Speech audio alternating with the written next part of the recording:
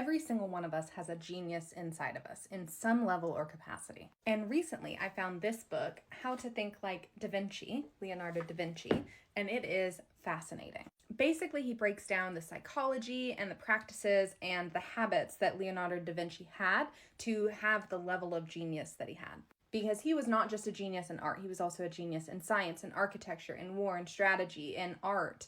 And art is like music. He played several different instruments. And I am taking all of the steps out of this book and turning it into an actionable workbook. And I've just created this for me, but be sure to like and subscribe and follow because we are going to go through this workbook every single day, one part at a time. So, part 1. Leonardo da Vinci was constantly curious. In fact, a lot of scholars would argue that that was the entire reason behind his genius, is he was just constantly seeking out new information and new knowledge. So let's go through our curiosity checklist and see where you land. Give yourself 1 point for every yes that you answer. You keep a journal or notebook to record your insights and questions. You take adequate time for contemplation and reflection. You are always willing to learn something new.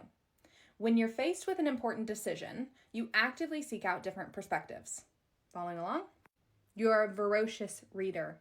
You learn from little children. You are skilled at not just identifying, but solving problems. Your friends would describe you as open-minded and curious. When you hear or read a new word or phrase, you make sure to take note and look up the actual meaning and start using it immediately. You know a lot about other cultures and you're constantly looking to learn more. You either already know or you're actively learning another language other than your native language. You solicit feedback from anybody who will give it to you. Friends, colleagues, family, anybody. And you love learning.